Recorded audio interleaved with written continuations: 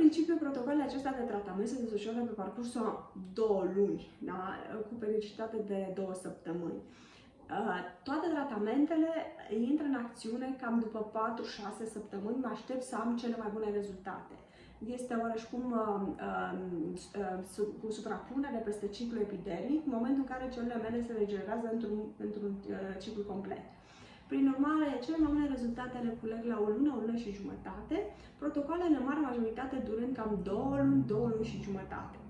Dar după trebuie să realizăm niște proceduri de întreținere cu adaptarea ritualului de acasă, a rutinei și eventual tratament de întreținere pe o perioadă lungă de timp, pentru că acnea evoluează pe parcursul multor ani, 10 ani, 10, 15 ani și de-aia trebuie să ne adaptăm rutina.